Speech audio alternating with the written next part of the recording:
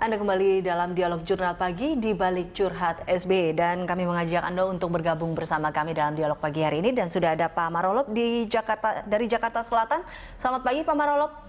Selamat pagi. Iya Pak Marolop, apa tanggapan Anda terkait dengan curhatan Pak SBY ini? Jadi ini selamat pagi Pak Emrus. Selamat pagi Bang Marolop. Iya, jadi begini ya. Ada seperti yang dikatakan tadi Pak Emrus, memang ada beberapa hal ini. Katanya Pak SBY ini sering curhat itu. Kan pertama curhatan itu kan dimulai tahun 2016 ya, ketika Pak SBY melakukan Tour de Java, kalau nggak salah itu. Ya, banyak mengkritisi pemerintahan Jokowi saat ini. Nah, setiap dalam kunjungannya itu kritik-kritik kepada pemerintahan Jokowi itu sangat sering dilakukan. Nah, kemudian dibalas Jokowi dengan mengunjungi Hambalang.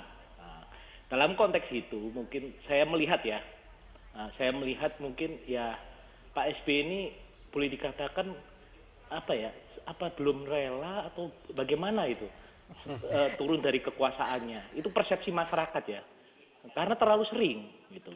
Nah, kemudian akhir-akhir ini menjelang pilkada Jakarta ini, karena anak beliau itu tampil sebagai salah satu cagup, sehingga membuat beliau ini tidak proporsional dalam menyikapi situasi pilkada Jakarta ini.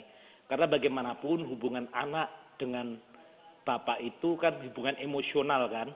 Jadi beliau itu kalau menurut pandangan saya, karena anaknya sendiri, secara emosional itu tidak bisa mengerem. Justru itulah yang menyebabkan menjadi beban bagi elektoral bagi anaknya. Jadi sering offset, khususnya terakhir-terakhir ini. Dan yang paling membuat parah kondisi sekarang ini adalah SBY dalam konteks pilkada Jakarta mendudukkan dirinya posisi berhadapan-hadapan dengan Presiden Jokowi. Iya. Padahal koalisi partai pendukung Agus ada 3, PKB, P3 dan PAN, yang itu koalisi tidak perlu khawatir ya seperti itu ya Pak Marolop ya? Bukan, maksud saya koalisi pendukung Agus di luar Demokrat itu kan ada 3 lainnya yang itu berkoalisi dengan Presiden Jokowi di tingkat nasional.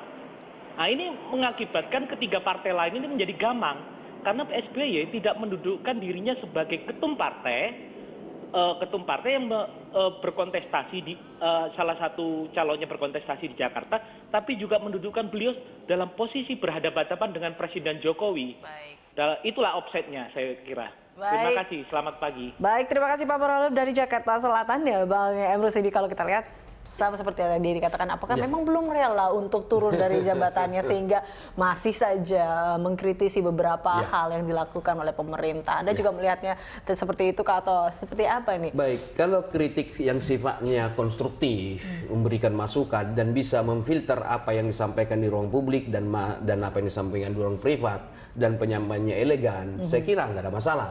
Sebagai mantan presiden dia wajib melakukan itu supaya pemerintah itu berjalan dengan baik. Tetapi ketika kritikan-kritikan itu yang sifatnya katakanlah kontraproduktif gitu misalnya ya. Berarti ada yang salah dalam penyampaiannya. Betul, ya, seperti itu. Penyampaian seperti itu. Oleh karena itulah publik bisa mempunyai persepsi liar seperti kata Pak Marolop tadi. Jadi sehingga perlu pengelolaan komunikasi yang dilakukan oleh SBY atau tim yang ada di belakang SBY ini. Nah, Bang Emrus, Anda mengatakan bahwa masyarakat akhirnya mempunyai atau persepsinya semakin liar, bertanya-tanya. Seperti saat-saat mungkin kita tahu bahwa Jokowi sebelumnya pernah bertemu dengan mantan-mantan presiden RI, ada Megawati, ada Habibie, bahkan juga presiden pernah bertemu dengan beberapa pemimpin partai lainnya seperti ada juga Prabowo Subianto. Nah, ini akhirnya masyarakat pun bertanya, mengapa Jokowi tidak bertemu dengan SBY? Iya, jadi kalau kita ikuti begitu pemberitaan itu, saya terus terang mengamati itu semua. Bukan Jokowi tidak mau bertemu sebenarnya, Dan saya kira Jokowi adalah pemimpin yang mau mendengar siapapun gitu ya. Kita lihat saja ketika dia turun ke lapangan, rakyat kecil aja ditemui, apalagi seorang presiden kita ke-6. Cuma momentum yang paling pas belum. Tetapi kita melihat sinyal dari istana, pertemuan akan segera dilakukan. Seberapa urgent sih Bang sebenarnya pertemuan ini? Menurut saya bahwa setiap elit politik itu perlu komunikasi terus, ya, berdialog sehingga pemerintah kita bisa mendapat masukan untuk memperbaiki ke depan. Bahkan bisa nggak ditradisikan ketemu presiden kita, siapapun presiden kita yang akan datang, ada pertemuan periodik dengan mantan-mantan presiden kita memberikan masukan, mungkin sekali setahun atau berapa terjadwal. Atau seperti di Singapura, bahwa mantan Perdana Menteri itu menjadi penasehat Perdana Menteri yang diangkat. Nah, kenapa tidak mantan presiden kita yang masih katakanlah eksis gitu ya, dan dari segi pemikiran-pemikirannya mereka diangkat oleh presiden kita menjadi penasehat. Luar biasa saya pikir kalau jadi ada semacam kebersamaan, tidak seolah-olah kalau sudah keluar dari istana menjadi suatu tanda kutip menjadi oposisi. Tapi di satu sisi juga memang para mantan presiden kita ini jangan menduduki ketua umum partai lagi, supaya kepentingan-kepentingan politik yang sifatnya sektoral tidak terjadi. Jadi benar-benar mereka ini ibu bangsa, bapak bangsa, guru bangsa kita yang bisa memberikan masukan kepada presiden. Nah, menyangkut tentang pertemuan yang akan datang, kalau itu terjadi kita harus apresiasi. Saya tidak terbayang oleh saya apa mereka bicarakan, saya kira kita tidak tahu. Tetapi sebagai lambang nonverbal di mata masyarakat yang selama ini presiden kita Joko Widodo dan SBY seolah-olah berbalas pantun politik gitu ya. Kita kadang-kadang melihat, maka dipersepsikan seolah-olah seperti kata Maruf tadi, berhadapan-hadapan begitu ya, walaupun belum sampai sejauh itu begitu ya. Oleh karena itulah pertemuan mereka nanti ketika mereka lakukan di katakanlah di teras istana misalnya seperti itu, mereka minum kopi dari Sidikalang misalnya, dari kampung saya, makan goreng singkong dari Sukabumi sambil tertawa ala Joko Widodo dan gaya SBY. Mereka bersalaman luar biasa. Tapi ketika pertemuan itu mereka silakan sangat terbuka. Sebagai pertemuan privat, biarkan SBY atau Pak Joko Widodo juga menyampaikan pandangan-pandangan yang sangat terbuka dan transparan. Seberapa besar Bang dampak dari pertemuan Jokowi dan SBY ini jika emang akhirnya berlangsung? Saya kira sangat luar biasa, karena satu alasan akademiknya adalah bahwa bangsa kita adalah paternalistik. Kita tidak bisa pungkiri Presiden SBY 10 tahun, 2 periode dia berkuasa, saya pikir pengaruh dia masih tetap ada gitu ya. Dan apalagi dia memimpin suatu partai, boleh jadi ada suatu informasi yang dia peroleh dan disampaikan kepada Bapak Presiden. Presiden kita Joko Widodo yang sedang memimpin saat ini tentu membutuhkan masukan-masukan dan banyak hal yang harus diperbaiki. Karena Presiden kita Joko Widodo pernah mengatakan ketika ketemu Ketua Umum Partai dengan Ketua Umum Partai Nasdem, Surya Paloh, ketika sudah selesai, Pak Presiden kita mengatakan, setelah saya mendengar banyak hal yang harus saya perbaiki ke depan. Artinya apa? Ada 2 hal di situ.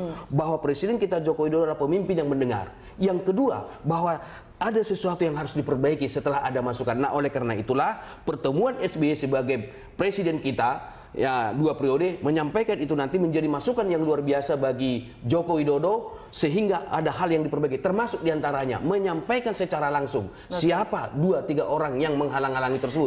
Tidak baik disampaikan ke ruang publik. Bila pertemuan ini harusnya atau mestinya memberikan efek lebih ya, bukan berarti sekedar personal saja seperti itu. Efek kebangsaan lah, positif bagi bangsa kita. Dan itu akhirnya memberikan dampak besar juga kepada masyarakat. Jadi isu yang selama ini muncul. Paling tidak itu simbol pemersatu. Artinya sekalipun perbedaan ada, tetapi pertemuan lambang nonverbal, karena ketika ada perbedaan, jika ada ruang komunikasi, peluang untuk menemukan solusi bersama akan tercipta dibanding tidak ada pertemuan tersebut, tidak ada komunikasi tersebut. Kita berandai-andai, apabila pertemuan ini tidak terjadi bagaimana? Kita akan membahasnya Bang Ernest lagi, kami akan kembali pemirsa sesaat lagi.